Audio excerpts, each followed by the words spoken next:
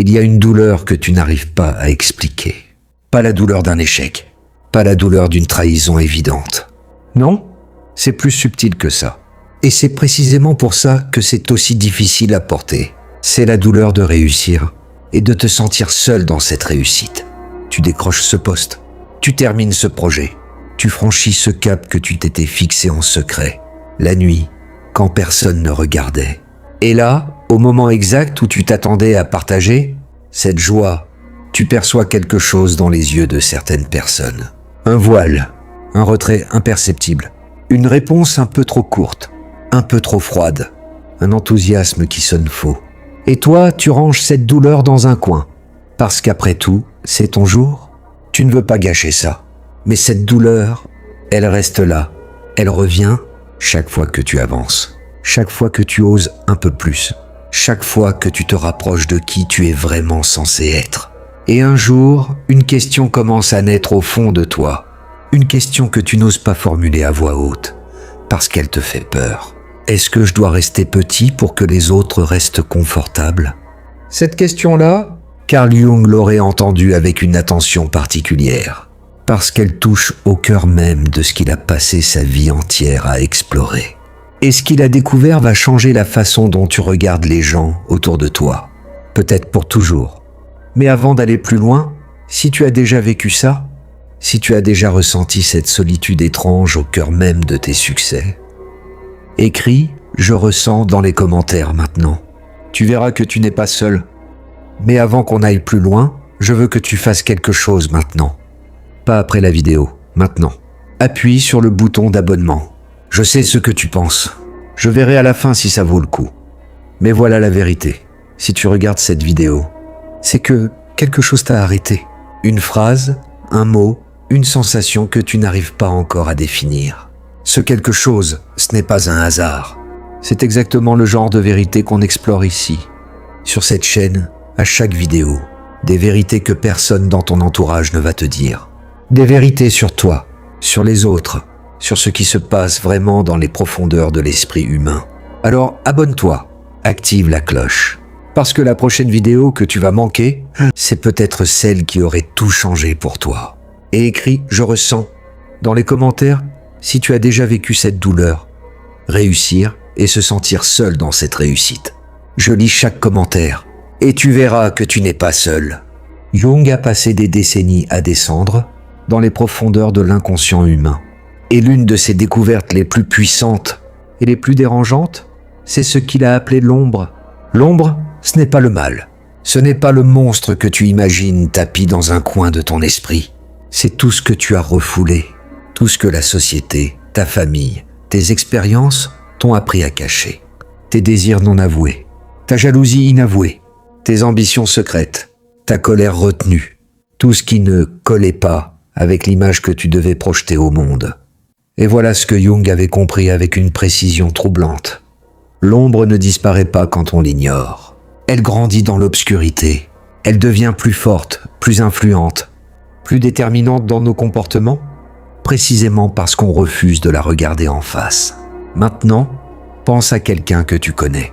Quelqu'un qui a renoncé à ses rêves, qui a étouffé ses désirs pour se conformer à ce qu'on attendait de lui, qui s'est dit un jour que c'était irréaliste, qu'il fallait être raisonnable, que la vie c'était comme ça.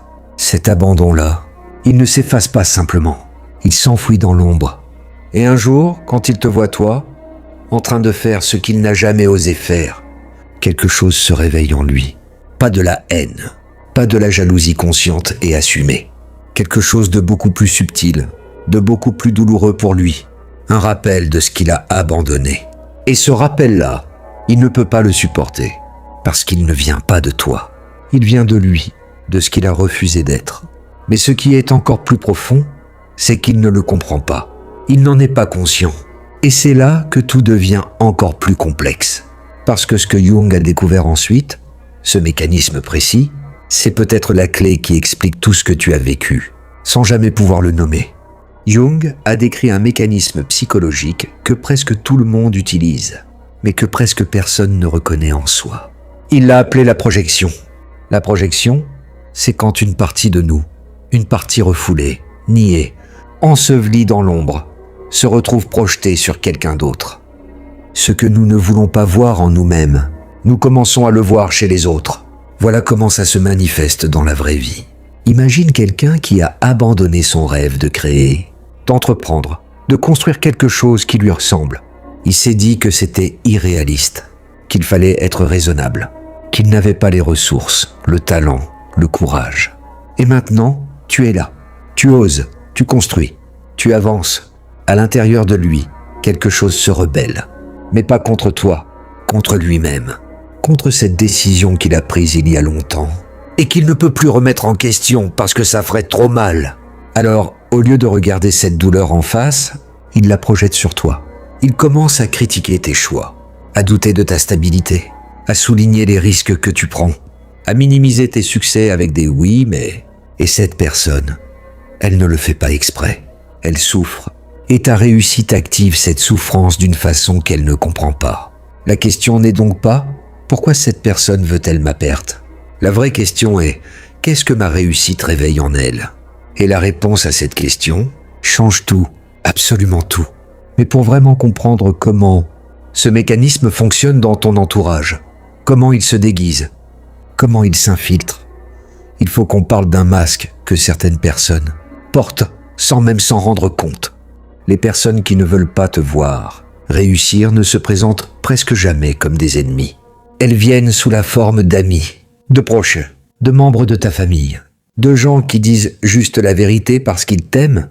Elles portent ce que Jung appelait la persona, le masque social, l'image soigneusement construite qu'on projette au monde, la persona de la personne bienveillante, de celle qui veut ton bien, de celle qui s'inquiète pour toi. Mais derrière ce masque, dans les profondeurs de l'inconscient, se cache quelque chose de très différent.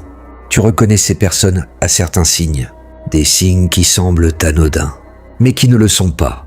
Il y a celui qui relativise systématiquement tes succès. Chaque fois que tu partages une bonne nouvelle, il trouve immédiatement le bémol. Oui, mais tu sais, c'est risqué. Oui, mais combien ça va durer ? Il y a celle qui devient subtilement froide après chaque avancée dans ta vie. Pas ouvertement, juste légèrement moins disponible, légèrement moins chaleureuse, comme si ta progression créait une distance qu'elle ne peut pas expliquer. Il y a celui qui compare constamment, qui ramène chaque conversation à ses propres accomplissements, qui ne peut pas simplement se réjouir, pour toi sans s'insérer lui-même dans l'équation. Et il y a celle qui te décourage avec bienveillance, qui te rappelle toutes les raisons pour lesquelles ça pourrait ne pas fonctionner, qui enveloppe le sabotage dans de l'amour. Ces comportements ne viennent pas du vide, ils viennent d'une blessure, d'une peur, d'une frustration profondément enfouie. Et comprendre ça ne veut pas dire excuser ces comportements, ça veut dire ne plus les laisser t'atteindre de la même façon. Parce que maintenant tu commences à voir le mécanisme. Mais ce que je vais te révéler dans la partie suivante, sur la jalousie, sur ce qu'elle est vraiment, c'est quelque chose que la plupart des gens n'ont jamais entendu formuler de cette façon. Et ça va peut-être être la chose la plus difficile à accepter de cette vidéo. Quand on dit jalousie, beaucoup de gens imaginent une émotion basse, vile, indigne. Mais Jung nous offre un regard radicalement différent. La jalousie est une douleur profonde et souvent incomprise. Elle naît dans l'écart entre ce que quelqu'un désire pour lui-même et ce qu'il croit pouvoir obtenir. Cet écart entre le désir et la croyance en sa propre valeur, c'est l'espace où vit la jalousie. Et voilà quelque chose de fondamental que peu de gens comprennent vraiment. On n'est jamais jaloux de quelqu'un qu'on trouve complètement différent de soi. On est jaloux de quelqu'un qui ressemble à ce qu'on aurait pu être, de quelqu'un qui a pris le chemin qu'on n'a pas osé prendre, de quelqu'un qui incarne une version de nous-mêmes qu'on a abandonnée. Laisse cette idée s'installer. Si quelqu'un autour de toi semble incapable de se réjouir de ton succès, c'est peut-être parce que ton succès lui renvoie l'image de ce qu'il aurait pu accomplir. Et cette image-là est insupportable à regarder. Pas à cause de toi, jamais à cause de toi, mais à cause de la distance entre qui il est et qui il croyait pouvoir être. Maintenant, je vais te poser une question, et je veux que tu y répondes honnêtement. Pas pour moi, mais pour toi. Est-ce que toi, tu t'es déjà retrouvé dans cette position ? Est-ce que tu as déjà senti cette légère brûlure au creux de la poitrine quand quelqu'un d'autre avançait là, où tu te sentais bloqué. Cette honnêteté-là demande du courage. Mais elle est nécessaire, parce qu'elle ouvre une porte que la plupart des gens gardent enfermée toute leur vie. Et derrière cette porte se trouve quelque chose que je dois te montrer. Quelque chose qui concerne non seulement les autres, mais toi, directement. Voici quelque chose que la psychologie de Jung révèle sur les groupes humains. Quelque chose que personne ne dit clairement. Chaque groupe, famille, cercle d'amis, communauté, a un niveau d'identité collective. Une idée inconsciente de ce que chacun de ses membres est censé être, censé vouloir, censé accomplir. Et quand l'un de ses membres commence à dépasser ce niveau, quand tu commences à grandir, à évoluer, à te transformer, un mécanisme inconscient de régulation se met en place. Pas une conspiration, pas une réunion secrète, quelque chose de beaucoup plus subtil et de beaucoup plus puissant. Des commentaires qui plantent le doute, des questions qui ébranlent la confiance, des rappels constants de qui tu étais plutôt que de qui tu deviens, des regards échangés quand tu parles de tes ambitions. Ce mécanisme a un but inconscient, te ramener à la moyenne du groupe. Parce que si tu t'élèves, tu remets implicitement en question les choix de ceux qui sont restés au même endroit. Et ça, c'est une menace existentielle pour leur identité. Ta croissance devient un miroir. Et personne n'aime regarder dans un miroir qui montre ce qu'on aurait pu faire. Mais voilà ce que Jung appelait l'individuation. Ce processus par lequel une personne devient pleinement elle-même. Ce voyage vers sa propre totalité, sa propre authenticité. Et il le savait profondément, que ce voyage se fait souvent contre la résistance du groupe. Parce que le groupe a besoin que tu restes prévisible, familier, confortable. Ta transformation les dérange, parce qu'elle leur montre que la transformation est possible, et si c'est possible, alors leurs propres excuses s'effondrent. C'est ça la vérité que personne ne dit à voix haute. Mais ce n'est pas encore le cœur de ce dont je veux te parler. Parce que maintenant, il faut qu'on tourne le miroir dans l'autre sens, vers toi. On ne peut pas parler des ombres des autres sans se retourner sur la nôtre. Jung était formel là-dessus. Et c'est là que cette vidéo devient vraiment importante. Est-ce qu'il t'est déjà arrivé de voir quelqu'un progresser et de ressentir quelque chose d'inconfortable? Une pensée rapide comme « pourquoi lui et pas moi ?» ou « ça ne durera pas ?» ou encore « c'est facile pour elle, elle a des avantages que je n'ai pas ?» Ces pensées, si rapides qu'elles passent presque inaperçues, ce sont les murmures de ton ombre. Et il ne s'agit pas ici de te juger. Absolument pas. Ces réactions sont humaines, profondément humaines. Mais les reconnaître, les regarder en face, c'est la première étape de quelque chose de plus grand. Parce que tant que tu ne vois pas ton ombre, c'est elle qui te dirige.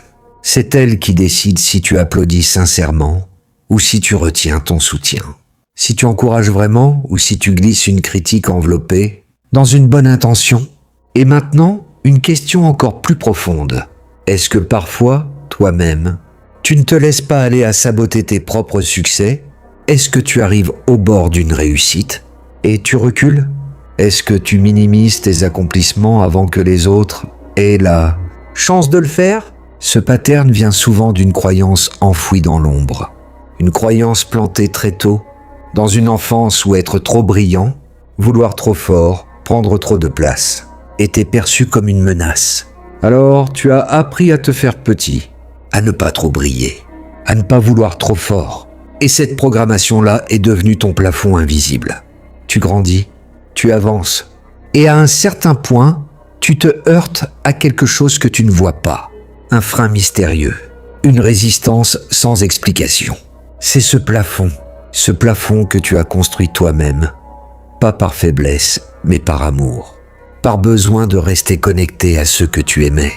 Et aujourd'hui, ce plafond est peut-être la raison pour laquelle tu attends encore, parfois inconsciemment, la permission de réussir, de vouloir, d'exister pleinement. Et voici peut-être la phrase la plus importante de toute cette vidéo. Cette permission, personne d'autre que toi ne peut te la donner. Jamais. Mais pour pouvoir te la donner à toi-même, il y a une dernière vérité à traverser. Et c'est elle qui change tout.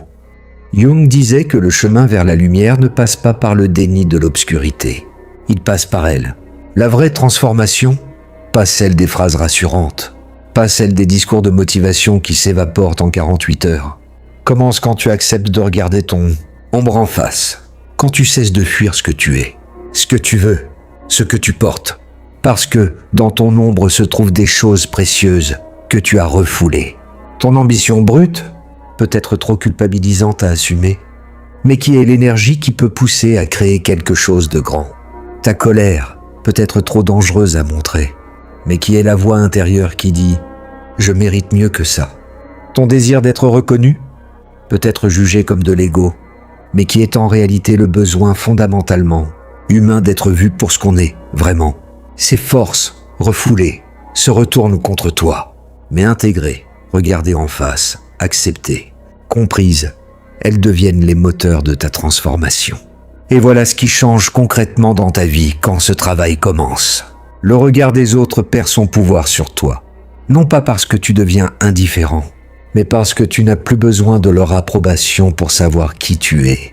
Tu avances non plus pour prouver, mais pour créer, non plus pour être reconnu, mais pour te réaliser, non plus pour appartenir, mais pour devenir. Il y aura toujours des gens que ta progression dérangera.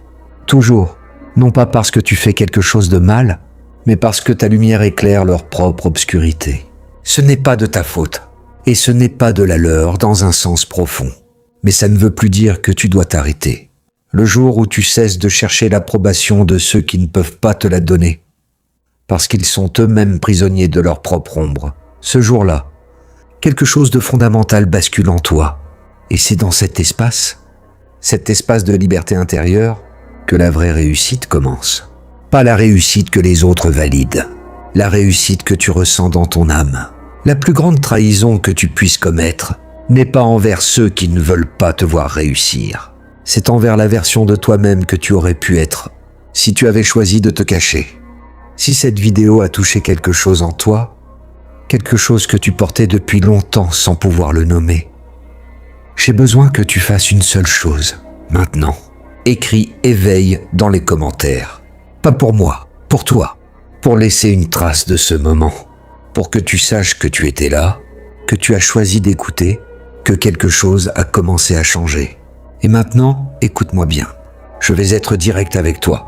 Si tu regardes ce genre de contenu, et tu continues ensuite à défiler sur ton fil d'actualité, tu vas oublier ce que tu viens de vivre dans les prochaines heures. C'est la mécanique de l'attention aujourd'hui. Ce n'est pas ta faute, mais c'est la réalité. La seule façon de ne pas perdre ce que tu viens de découvrir, c'est de continuer. Cette chaîne existe pour une seule raison. Aller là où la plupart des contenus n'osent pas aller. Dans les profondeurs de l'âme humaine. Dans les vérités que peu de personnes formulent clairement. Dans les mécanismes inconscients qui dirigent ta vie sans que tu le saches. Chaque vidéo ici est un pas de plus dans ce travail. Alors si tu n'es pas encore abonné, abonne-toi maintenant. Pas pour grossir un compteur, mais parce que tu mérites de continuer ce chemin. Parce que ce que tu as commencé à voir ce soir mérite d'être vu jusqu'au bout. La prochaine vidéo explore quelque chose que Jung considérait comme l'une des plus grandes sources de souffrance humaine. Le masque que tu portes chaque jour pour que le monde t'accepte. Est-ce que ce masque te coûte vraiment ? Je t'y retrouve.